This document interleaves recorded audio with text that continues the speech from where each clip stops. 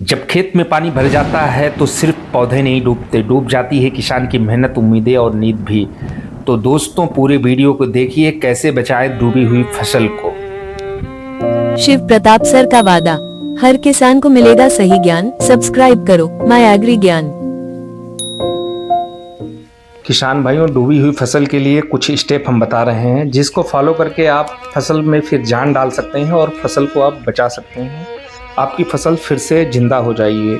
आइए, वो कौन कौन से कदम हैं, क्या आपको करना है वो आप।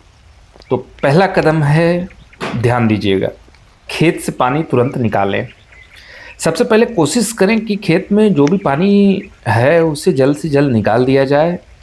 इसके लिए छोटे छोटे नालियां बनाएं ताकि अतिरिक्त पानी बाहर निकल जाए। जितना ज़्यादा पानी खेत में खड़ा रहेगा, फसल को उतना ज़्यादा नुकसान होगा। कोई भी फसल हो, धान को छोड़ करके, जितना ज़्यादा पानी उसमें रुका है उतना ज़्यादा उसमें नुकसान बढ़ेगा।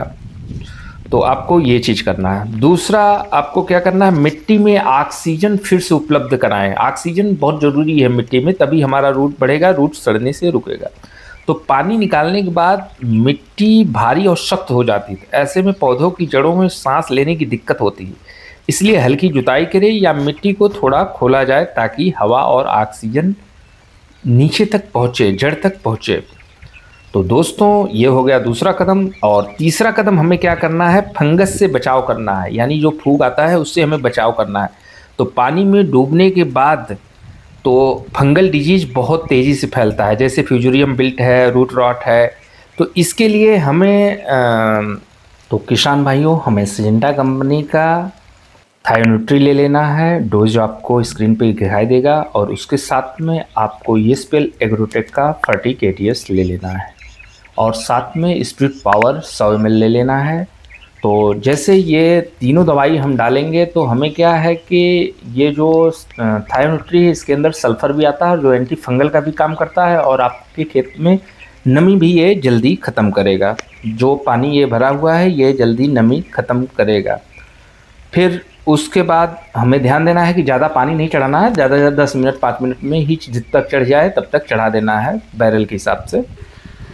और उसके बाद 2 दिन बाद हमें क्या कर लेना है, एक UPL कंपनी का आता है साफ पाउडर 500 ग्राम, और उसके साथ में हमें स्टेप्रोसाइक्लिन जो आता है ये पीला कलर का पाउच, साथ में ई कार्ब लेना है। ये तीनों मिला करके हमें ड्रिप के माध्यम से देना है। डोज स्क्रीन पे दिखाई दे रहा है। ई कार्ब से ज़मीन क्या है, भुरभुरी होगा।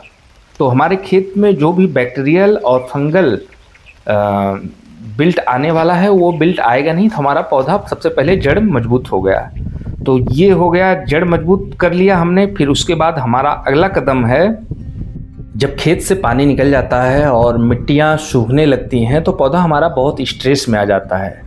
तो स्ट्रेस से हमें बचाने के लिए क्या करना है, एक प्रोडक्ट आता है, एक दवाई आती है जिसका नाम है एलर ग्रीन। एलर ग्रीन का हमें स्प्रे करना है, और हो सके तो इसका अकेला स्प्रे करें, संभव हो तो, नहीं तो इसके साथ में आपको इंसेक्टिसाइड का भी स्प्रे ले ही लेना है, जैसे इंट्रापिड, एसीटामाप्राइड, और साथ में हमें फोलियो गोल्ड और एलर ग्रीन।